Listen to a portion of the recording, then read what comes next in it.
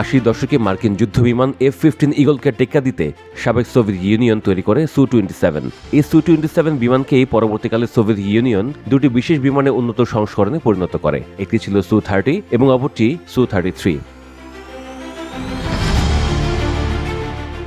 1990 দশকের গোড়ার দিকে সোভিয়েত ইউনিয়নের পতনের ফলে সু-33 উৎপাদন বাধাপ্রাপ্ত হয়। ইউরেশিয়ান টাইমসের এক প্রতিবেদনে বলা হয়েছে, কয়েকটি যুদ্ধবিমান ভারতকে বিক্রি করার প্রস্তাব দিয়েছিল মস্কো। ভারত সেই প্রস্তাব নাকচ করে দেয়। কিন্তু কেন বলছি। সু-33 এর প্রথম উড্ডয়নের এক মাসের ব্যবধানে আরও একটি রুশ যুদ্ধবিমানের মহড়া হয়েছিল। সেটি ছিল মিগ-29K।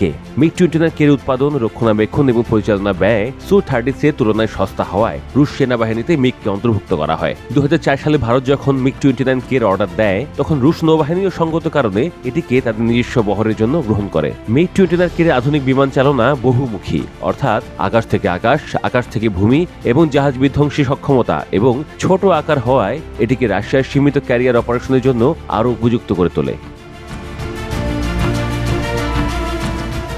তবে 2015-16 সাল নাগাদ সিরিয়া অভিযানের সময় কুজনেস রণতরীতে সু-33 এর পাশাপাশি মিগ-29K এর ব্যবহার শুরু করে রাশিয়া। সেই প্রাথমিক ক্যারিয়ার ভিত্তিক ফাইটার হিসেবে অপ্রতিরোধ্য হয়ে উঠেছে মিগের এই যুদ্ধবিমানটি।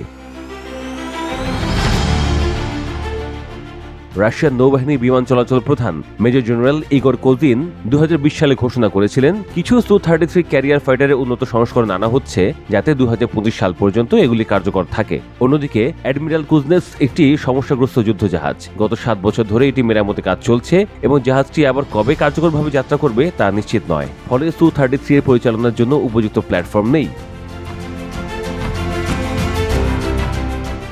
রণতরীতি কর্মক্ষম না হলে তার অর্থ হতে পারে যে আগামী বছরের মধ্যে অথবা ইউক্রেন যুদ্ধ শেষ হওয়ার পরে পরিষেবা থেকে প্রত্যাহার করা হতে পারে সুখোই যুদ্ধবিমানটিকে। সেই সিদ্ধান্ত কার্যকর করা হলে মাত্র 27 বছরে আয়ু ফুরোতে পারে রুশ ওই যুদ্ধবিমানটির।